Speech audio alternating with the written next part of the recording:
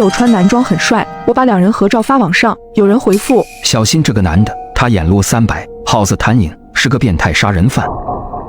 我像往常一样把自己跟室友青青做饭的照片发到网上，很快粉丝们就纷纷点赞，一会儿功夫评论就增加到了几百条，其中一条评论却飞快地被顶到了最上面。同学，小心这个男的，他眼路300，耗子贪影，是个变态杀人犯。对方的 AD 名叫老神棍，头像是一张太极阴阳鱼的图片。我点进他的页面一看，只见主页上挂着几张灵符，下面还带了小黄车，但是符文都很贵，几万十几万一张。这年头骗子的胃口怎么越来越大了？不等我回复，其他粉丝早就纷纷反驳：笑死，果然是老神棍，装神弄鬼骗人。对啊，我们青青是女生啊，还变态杀人犯，离谱死了。熟悉我的网友都知道，青青是女生，留着利落的短发，眉骨硬朗，看着简直不比男明星差。青青性格很好，为人大方，而且很爱做饭。我把两人相处的视频发到网上，几天时间就积攒了不少粉丝。我不敢直接骂人，而是礼貌的回复：不好意思啊，我室友不是杀人犯，她是个女生。不可能，男人藏精于骨，你看他眉骨分明，这是前命，肯定是个男人。小姑娘，你相信我，我看了几十年面相了，不会搞错的。这人头尖额窄，眼路300，性格非常暴躁，是穷凶极恶之辈。这么精彩的内容，还得配合我的新手机观看。旧的 Mate 50 Pro 我放转转上回收了1700多，像我换下来的旧手机、笔记本、相机啥的，都会约转转工程师免费上门估个价，价格满意现场打钱，特别靠谱。总之听我的，二手回收认准转转 APP 就对了。老神棍发了一大串留言，我看得很生气，你胡说八道什么？青青脾气很好的，我们楼上的邻居老是半夜3更发出很大的噪音，青青都没跟他吵过架。我楼上住着个当主播的漂亮女生，半夜3更经常在房里拖动椅子，穿着高跟鞋走来走去，弄出很大的动静。我上去说了几次，那女生却连门都不肯开，还是青青劝我说，她虽然吵，但每天晚上也就折腾半小时左右，大家都是邻居，忍一忍算了。这么好的脾气，怎么可能是杀人犯啊？我不想跟网友吵，直接把这条评论删除了。没想到对面却不依不饶，发了一条私信给我：你头发枯黄，六亲无缘，你爸是不是在你5岁那年意外去世了？屏幕上短短的几行字，我心里却顿时咯噔一下，情不自禁地捏紧了手机。我读幼儿园的时候，我亲爸就车祸去世了，后来我妈带着我改嫁到外地，跟现在的继父在一起。继父对我还不错，连同学们都不知道我们没有血缘关系。这个算命的又是怎么知道的？你极恶宫有2条横纹，去年肯定发生过意外，还有1条是今年的，能不能避过去就看你自己了。发完最后一条消息，老神棍就没反应了，但我的心里却久久无法平静。我去年从楼梯上摔下来，小腿骨折，在医院躺了半个月。这个老神棍真的有点东西啊！青青他该不会真的是男的吧？我呆呆地坐在床上，仔细回忆着两人相处的画面。就在这时，手机忽然又震动了起来。我打开微信界面一看，发现是隔壁的邻居小美给我发了好几条信息：酱汁，你快看群啊，好几个女生被尾随了，真可怕。我刚准备出去吃夜宵呢，吓得我不敢出门。我忙切到业主群，翻看聊天记录，邻居们讨论的热火朝天。莹莹，大家可千万别出去，我手现在还在抖。5、6个纹身的肌肉男，喝得烂醉，真的好吓人。报警了吗？报了，警察说等会儿会派人去看的，但我估摸着也不会有什么结果，他们就跟着我说下流话，没来得及动手我就跑了。是不是看你穿得太漂亮了想搭讪啊？误解别人意思不好吧？看着他朋友圈背景图那张招摇的低胸照片，我这才反应过来，莹莹就是我们楼上那个女主播。我回复小美，这个莹莹我认识，就住我们楼上，做直播那个，长得很漂亮。小美回了我一连串问号，你在说什么？那个女生不是早就搬走了吗？我心头重重一跳，不可能啊，她昨天晚上特别吵，青青还上楼找她了，我听见他们说话的声音了。你肯定弄错了，她搬走的时候，我还帮她把行李拿到楼下，她跟我说要回老家以后不来了，我顿时头皮发麻，这到底是怎么回事？如果莹莹已经搬走了，她为什么要在群里说自己遇见色狼，而且每天晚上在我们楼上发出那么大动静的，又会是谁呢？就在这时，屋外忽然传来防盗门被打开的声音，酱汁，我带夜宵回来了，你睡了吗？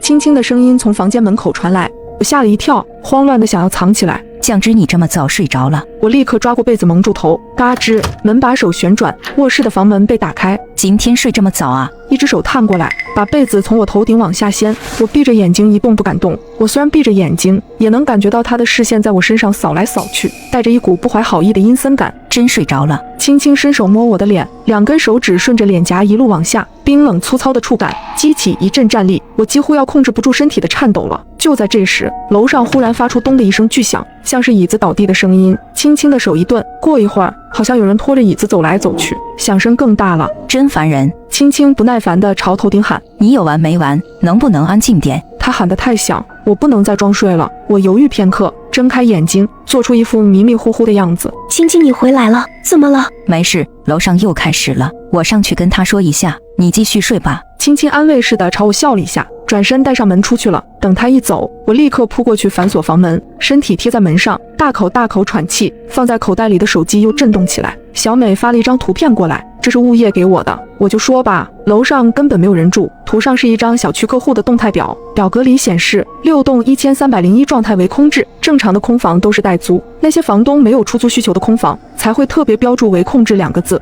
我脑子有点僵，可是楼上又发出噪音了。青青刚上去呀，楼上那个莹莹脾气差，又是个话痨，每次青青上去都能听见她在那边大喊大叫，两个人要说好一会儿话，青青才会下来。楼上是绝不可能没人住的，但小美发的这个图片也不像是假的。我大脑机械地转着，联想到刚才那个老神棍说的话，心里忽然有了一个大胆的猜测：难道说青青在楼上囚禁了一个女人？青青不会真的是变态吧？我被自己的念头吓到，想找小美把情况说清楚，然后去她房里躲着再报警。可一翻到我们两人的聊天界面，才发现小美又发了一连串信息：你怎么老不信我？我骗你有什么好处？楼上根本不可能有人啊！青青上去也没用，8成一个人在走廊里傻站着呢。你等着，我去给你拍个照片。我握紧手机，倒吸一口冷气，完蛋了！小美做事情怎么这么莽撞啊？这要是去楼上，正好撞到青青，我不敢再想下去，立刻冲到客厅。我跑到走廊上的时候，看见电梯门正缓缓合上，小美穿着个粉色的摇粒绒睡衣，开心地朝我挥手。我扑过去按下电梯键。小美，你听我说。哎呀，你来的正好，走，我带你上去看看。小美不由分说，一把拉住我的手，把我往电梯里拽。我大惊，你放手，我不去。你听我说，青青是个杀人犯，他在楼上囚禁了一个女人，我们得快点报警。酱汁，你在胡说什么？你忘记了，青青那个朋友就是警察，不是来你家好几次了，警察能跟杀人犯当朋友？我一愣，这才想起来，青青确实有个当警察的朋友，叫李俊杰，长得人高马大的。有一次青青喝醉，还是李俊杰把青青送回家的，他还穿着警服，吓了我一跳。如果青青是在逃的杀人犯，李俊杰不可能不知道吧？这么一想，我又感觉是自己疑神疑鬼了。奇怪，如果他不是变态，那1301里面的女人到底是怎么回事啊？我百思不得其解。小美按下13楼的电梯键。哪里来的女人？去看看不就知道了。你就放心吧，现在都什么年代了，你看走廊里都是监控，哪里来的杀人犯啊？就算他真的是变态，我可是跆拳道黑带，我们2个还打不过他一个。电梯很快就到了13楼，门口空荡荡的。小美指着那扇黑色的大门，看见没有？我就说这里没人。我们边说边朝走廊深处走。很快，小美脸色僵硬，说不下去了，因为那扇黑色的防盗门居然开着一条缝。奇怪，这门怎么开着？小美握住门把手朝外拉，门开得更大了。她探着身体朝里看了一眼，眼珠子立刻瞪得老大。妈呀，怎么了？青青在里面吗？小美却像没听见我说话一样，眼睛直勾勾地盯着里面，然后走进了屋里。我不敢一个人留在走廊上，只能硬着头皮跟进去。怎么没人？青青呢？小美不可置信地朝周围看了一圈，这屋子居然真的有人住啊，好奇怪啊！那物业怎么显示是空置呢？我们两人面面相觑，视线转向一旁的2间卧室。卧室房门紧闭，可靠近客厅的那间却时不时传出高跟鞋敲击地面的脚步声。小美走到卧室门口，往下旋转门把手，我朝她拼命使眼色，别管人家的闲事了，我们走吧。小美却直接打开了房门，我只感觉眼前一花，一道黑影冲出来，猛地把小美扑在地上。小美尖叫一声，拼命挣扎起来。那是一条模样古怪的大狗，狗的嘴巴戴着一个特殊的铁质嘴套，两旁密封，中间留了个洞，那洞估计是喂流食用的。那条狗看着恨极了小美，拼命地撕咬她的脸，只可惜戴着嘴套，根本伤不到小美。小美用力推开大狗，慌乱地坐起身。我靠，这是什么东西啊？大狗又往前扑，高跟鞋踩在地面上，发出清晰的脆响声。我低头一看，这才发现这条狗的后肢穿着2只模样古怪的高跟鞋，鞋底大概5-6公分，又尖又细，看着踩高跷似的。好变态啊！这女的虐待动物，虐待动物的可能是青青，她估计真的是个变态。墙角摆着一只铁笼子，笼子旁边有一个计时器，上面显示晚上11点，所以每到11点，这笼子就会自动开门，狗从笼子里出来发出响声，青青就会上来给它喂食。那个跟青青说话的女生是不是被她关在另一间屋子里？我吓得浑身发抖。我们快走吧，快离开这里，报警。好，走吧。小美也吓得脸色发白，再也没了刚才天不怕地不怕的样子。我们两个跑到客厅里，小美伸手用力推了一下防盗门，脸色更白了。完了，这门被锁住了。怎么可能？刚才明明是开着的。我惊慌失措，用力往下压门把手，可不管怎么往外推，那门都纹丝不动。小美似乎想到什么，这是指纹锁，有人把电池卸掉了，要找到钥匙才能出去。我心脏一下就被揪紧了。肯定是青青，她跟在我们后面进来了。她虐待狗，她那么变态，她真的是杀人犯，该怎么办啊？别怕，他到现在都不敢动手，说明他1对2也没有把握。小美冷静下来，掏出手机拨打了报警电话。110码，马吉公寓6栋1301，这里有杀人犯，你们快过来。挂断电话，我和小美紧紧靠在一起，后背贴着防盗门，惊恐地朝卧室的方向看，生怕下一秒青青就拿着刀从房里冲出来。小美壮着胆子，大声朝屋里喊了几句：“青青，警察10分钟以后就到，我劝你别冲动，伤了我们，你也逃不掉的。”房里静悄悄的，没有人回应，我感觉很不对劲。如果青青真的是杀人犯，她怎么会眼睁睁地看着我们报警，不出来阻止呢？她到底想干嘛？小美显然也想到了这个问题。酱汁，我怎么感觉青青不在房里啊？你说会不会她看见我们发现她的秘密就逃跑了，故意把电池卸了，把我们锁房里，这样等警察到，破门进来最起码也得20几分钟啊。她是在给自己争取逃跑的时间。我脑子乱糟糟的，根本没法思考。第一反应是觉得小美说的有道理，可又总感觉哪里不对劲。两人贴着门背后站了5、6分钟，小美待不住了。青青肯定不在这里，再等下去警察都要到了，别怕。小美壮起胆子去厨房拿了一把刀，我也跟着选了一把水果刀，紧紧握住刀柄。两人一前一后来到另一间房门紧闭的卧室门口，小美朝我比手势，等会儿门一开我先冲进去，如果青青在，我先缠住她，你再进来。我紧张的大脑一片空白，机械的点头，几乎是小美说什么就跟着做什么。3、2、1，小美低声数了3下，握住门把手，猛地推开房门往里冲。就在这时，意外发生了，卧室门是朝内开的，小美她冲了进去，可是房门不知道撞上什么东西，迅速反弹回来。在我冲过去之前，房门又重新关上了，咔嚓，很细微的轻响声，我整个人都麻了。有人把房门反锁了，是青青，青青就躲在门后。救命！小美的尖叫声迅速变成呜咽声，听起来像被人紧紧捂住了嘴。屋子里很快传来打斗声，我吓得魂飞魄散，拼命的砸门。开门，小美，青青，你放开小美，警察马上就到，警察就在门外了。我一边敲门一边找手机报警，想催促警察来得快点，可把全身上下的口袋都翻了个遍，却怎么都没找到手机。刚才出门时，我明明就把手机放在口袋里的呀，难道是掉在路上了？现在怎么办？小美被困在里面，青青杀了她之后，下一个就是我。我使尽浑身力气用力撞门，1下2下，撞到第3下的时候，房门忽然从里面打开了，我没收住力道，一下子往前冲去，撞在一个人身上，手里的匕首掉落在地，我尖叫一声，闭着眼睛发疯一样挥舞着手脚。是我，酱汁，是我啊！小美虚弱的嗓音传来，我睁开眼睛，这才发现站在我面前的人是小美，她头发凌乱，双眼发直，衣服上还沾满了血迹。小美，青青呢？小美伸出手指，惊恐地指着墙角的方向。我杀了他，我杀人了。衣柜旁边躺着一个人，他穿着米色卫衣牛仔裤，我脑子里紧绷的弦瞬间松懈下来。没关系，你没杀人，你是正当防卫，我们是正当防卫。我小声安慰她。小美把头埋在我胸口，双手紧紧搂住我的腰，剧烈的喘息。她看起来被吓坏了，喘着粗气，头一直在我胸口拱来拱去。没事的，小美，警察很快就到了。警察，我说不下去了，瞳孔骤缩，死死盯着床铺底下的那样东西，仿佛一只有力的手勒住我的咽喉。极度的惊恐让我开始浑身颤抖。那是一部手机，是熟悉的鲜亮外壳，这是我自己的手机。所以小美为什么要拿走我的手机？难道说小美根本没有报警，是她给我发的物业表格图，也是她非要拉着我上楼？难道真正的凶手是她，虐待动物的也是她？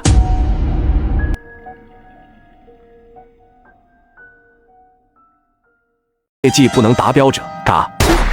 放假后，我找了一份暑假工。面试的第1天，大厅里突然响起一阵沙哑的喇叭声。本次招募员工100人，欢迎各位。接下来的时间里，请大家严格遵循员工守则，违反者嘎：1. 禁止擅自逃离公司范围；2. 禁止以任何手段攻击和伤害考官和同事，包括你身边同一批的新人；3. 公司具有良好的组织架构，每一次升迁都有一场对应的规则考验；4. 在考验当中，业绩不能达标者嘎；5.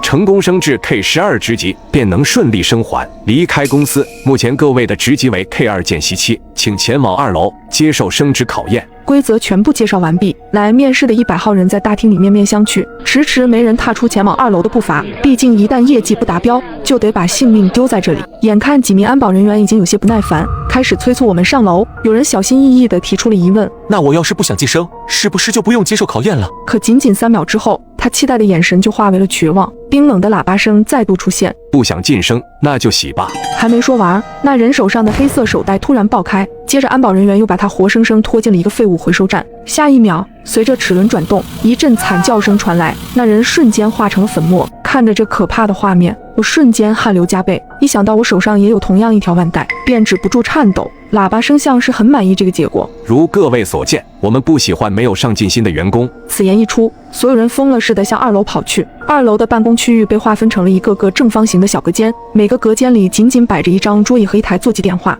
一名经理打扮的工作人员早已在此等候多时。欢迎来到2楼销售部，这里是电话销售区，我是这里的考官。在这里，你们只需要做2件事：第一，拿起电话，随意说出一个指令。该环节结束后，进入第2轮，系统将挑出1名员工执行这道指令。这名员工需要严格按照指令要求行动。大家记住，淘汰的人数越多，对剩余人员的升职和存活越有利。所以，请尽可能给指令增加难度，嘎掉那个接收命令的人。随着他一声令下，1分钟倒计时正式开始。我拿起手里的电话，顿时有些茫然，该说什么呢？不管我提出任何要求，都将有一位同事在下一轮拼命执行，所以要求越致命越好。但与之对应的是，第2轮的我也将接收到别人传来的命令，这无疑是一个心理博弈的问题。我隔壁几个隔间的人似乎已经开始了行动。请抠掉自己的所有手指甲，请掰断自己的大拇指，请用尽全力把头撞到尖锐的桌角上。一条条指令让我心惊胆战，我都不敢想象第2轮时这里将变成什么样的人间地狱。1分钟并不算长，场上1半多人都已经说完指令，放下了电话。我紧张的左右环顾，脑子里不断闪烁着一幅幅画面，一上来就团灭，恐怕也不是公司想要的结果吧。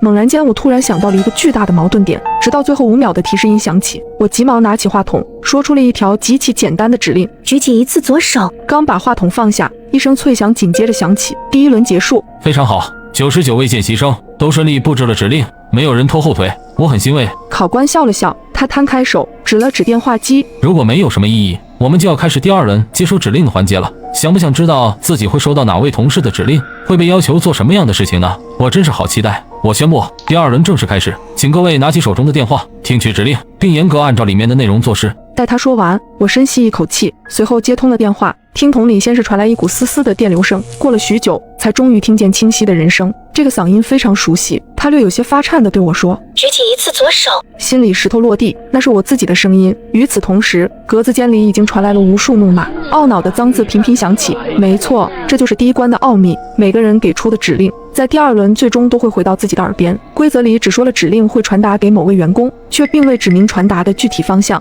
可就在我梳理规则的时候，却发现了一丝猫腻。在大厅时，喇叭声提出的总规则里明明就有这么一条，禁止以任何手段攻击和伤害考官和同事，包括你身边同一批的新人。唯一能使2条规则同时实现的条件，就是每个人下发的指令最终都会落到自己的头上。考官的话在误导每一个人，一道道嘶吼声撕心裂肺，在我耳畔此起彼伏，每个人都要为自己的命运买单。我轻轻举起左手，完成了任务，走出销售部，喇叭声再度响起。恭喜各位完成考验，晋升为 K5 专员，目前存活人数33人。接下来，请各位前往5楼集合，迎接第2次晋升考验。这一次的主题是专注与合作。爬上5楼，考官微笑着伸开手：欢迎来到5楼，这里是登记处。按上楼的顺序把我们分成了3人一组，分别领进了11个隔间。之前的喇叭声提到了第2关的主题，带有合作的字眼，因此隔间里的另外2人多半就是我本次的同伴，一个叫青青，一个叫小美。等我们互相介绍完毕，考官的声音也从门外传了进来：各位，在你们每个人的前方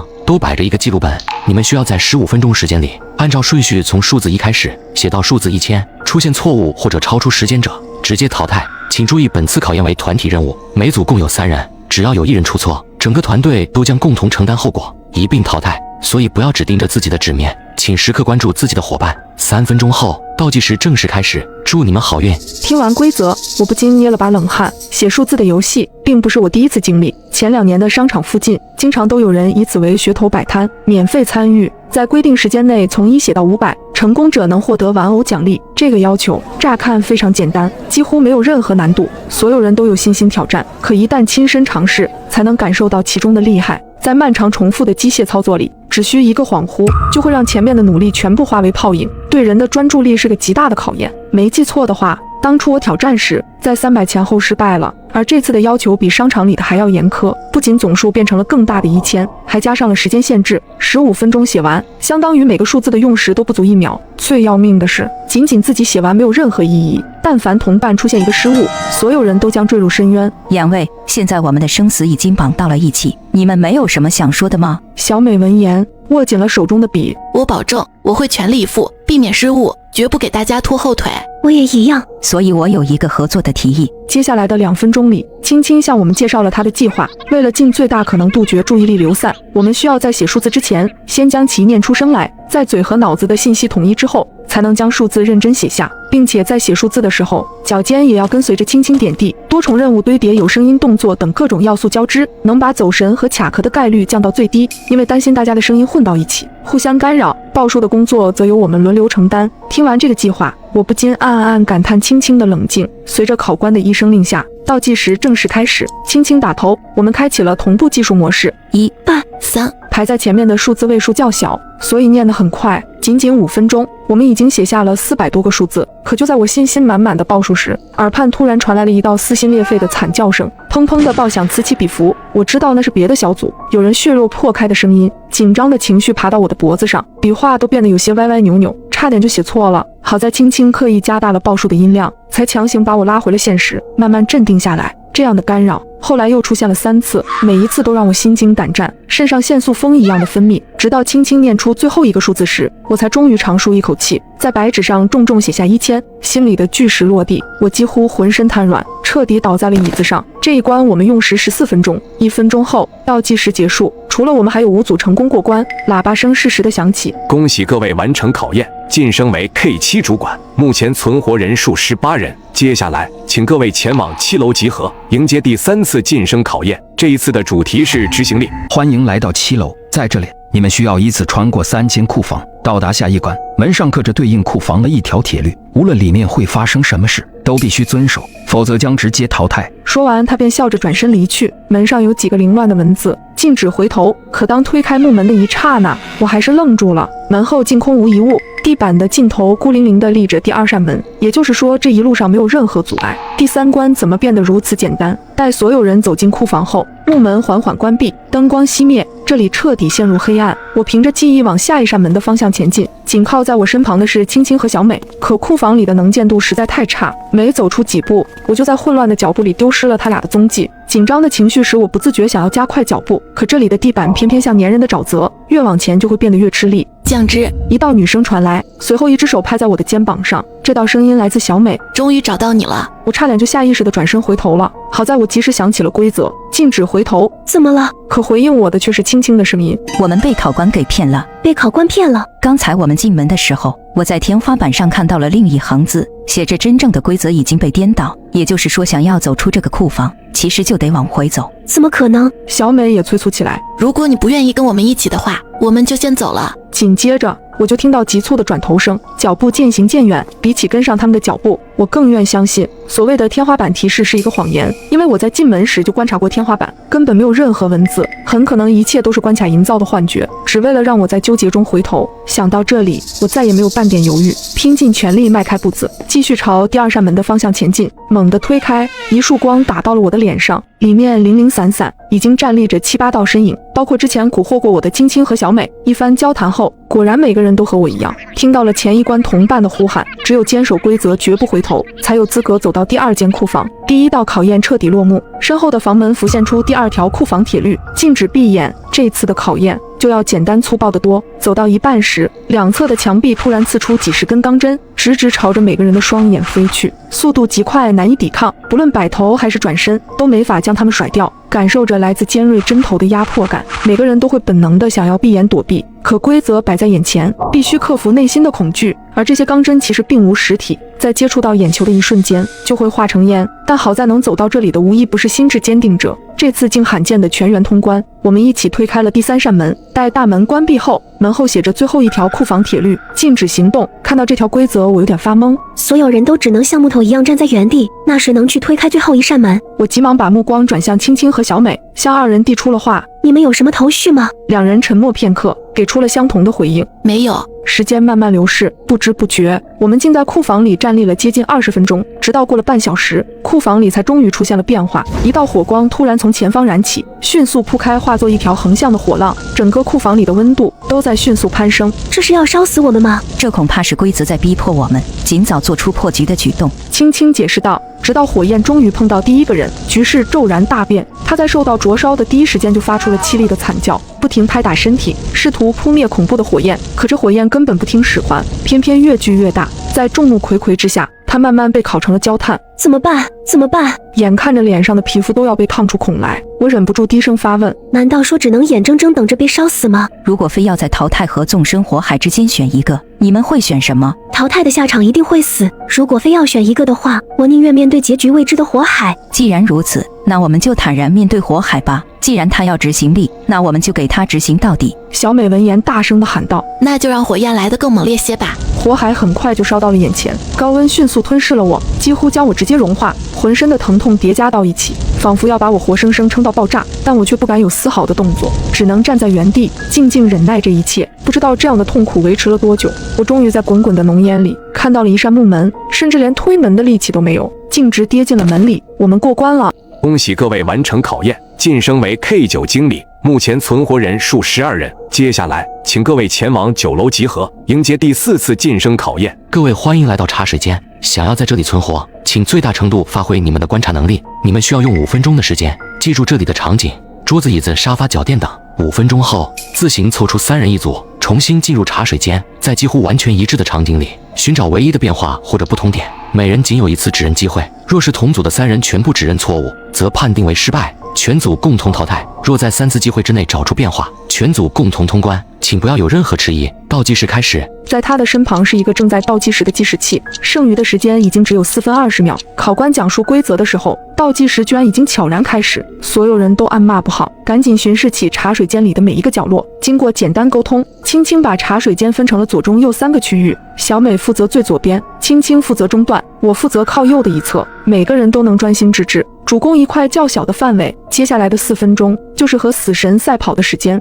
，10几道身影在茶水间里不停忙碌，看得出来每个人的神色都异常紧张，大家似乎都有自己的方法去记忆身边的画面。好在我们已经提前做好了分区，我可以心无旁骛地对着同一块区域一遍又一遍重复观察，直到4分钟彻底结束。在叮铃的响声里，考官比出了一个请的姿势，我们只能悻悻走出房门。走出茶水间后，考官命令我们自行分组，12人都选择了找曾经同组的伙伴。所有人待定后，考官把第1组人重新领进了茶水间，我们9人则在屋外静静等待。足足等了5分多钟，茶水间的门才终于再次打开，可出来的却只有考官一个人。下一组，所有人都变紧张了。紧接着第2组也被考官带进了屋内，同样的5分钟，同样的等待，走出来的依然只有孤零零一个人。这里面是吃人的魔窟吗？出人意料的是，第3组竟没有重蹈前2组的覆辙，他们仅仅用了3分半的时间，就从茶水间里活着出来了。即使他们的脸上写满了惊讶和后怕，也无疑给了我们不小的信心。这一关虽难，但绝不是无解的死结。随后考官示意轮到我们，怀着忐忑不安的心情，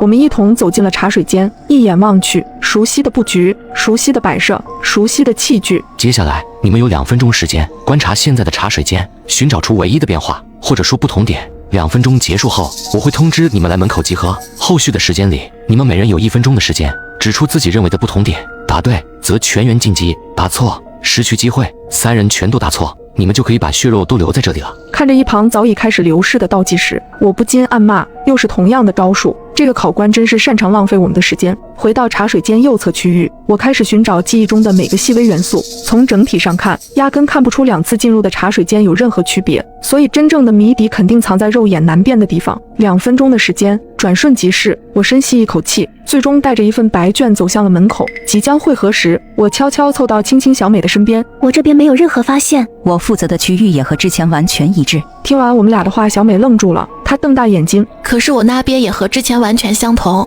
完了， 3个人没有一人找出答案，耳畔传来一声细细的轻语。1分钟倒计时，你先说。他指了指我的方向，看着他戏谑的笑容，我的脑袋一阵发懵。说什么？怎么说？我什么都没找到啊！接下来的1分钟，我陷入了一片茫然，直到1分钟倒计时结束，无奈之下，我只能随便指着一杯水，水杯里的气泡和上次的不一样。考官闻言哈哈大笑，错了，重新开始倒计时。他指了指青青，轮到你了。漫长的等待了1分钟，他最终和我一样，随便指了个地方。考官的嘲笑声再次响起，哈哈哈，下一个。小美成了我们最后的希望，小美则眯起眼，眼神不停上调，似乎在做最后的挣扎。而我和青青心脏更是几乎都蹦到了嗓子眼。眼看倒计时即将归零，小美微微一笑，我想我已经发现了2次茶水间真正的变化所在。我和青青难以置信地看着小美，不得不说，这一关的谜底藏得非常好，因为真正的答案其实在考官你的身上，你脚上鞋的颜色变了。听到这个答案，考官本来还得意洋洋的笑容突然停止了。其实茶水间里的布置完全是迷惑我们的障眼法，而考官在讲规则时也一直在误导我们，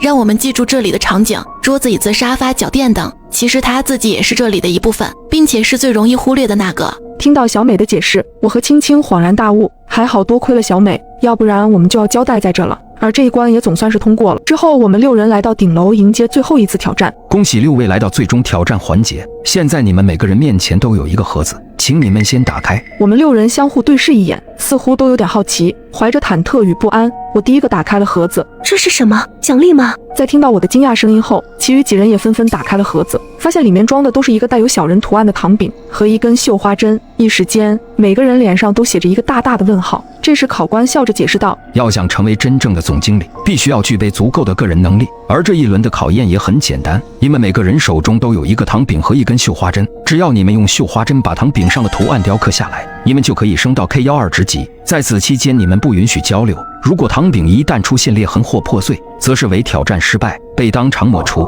好了，你们有5分钟的时间，现在我宣布考验正式开始。不给我们多余思考的时间，一旁的计时器便开启了倒计时，所有人都拿起绣花针不断地在糖饼上摩擦着。我本能地偷偷看向一旁的小美和青青，希望可以得到他们的眼神回应，但奈何这次规则考验的是个人能力，他们2人都在认真地雕刻手中的糖饼，根本没时间和我眉来眼去。无奈之下，我只能又把注意力转移到手中的糖饼上。突然，一旁的女生大叫起来：“二大，怎么办？你有什么办法吗？”她似乎习惯性地向曾经的队友求助，然而迎接她的却是考官的怒骂：“3号违规求助队友，抹除。”下一秒，女生便在挣扎中原地消失了。看到这个场景，大家的神经变得更加紧张了。另一个男生因为手抖，不小心弄碎了糖饼，接着也被考官无情地抹除了。这一关真的是超级难，普通人简直无法完成。眼看只剩下1分半，我被吓得瞬间汗流浃背，手心里也在不停地冒汗。而隔壁小组仅剩的一个女孩举着雕刻下来的小人让考官检验，考官左看右看，笑呵呵地说道：“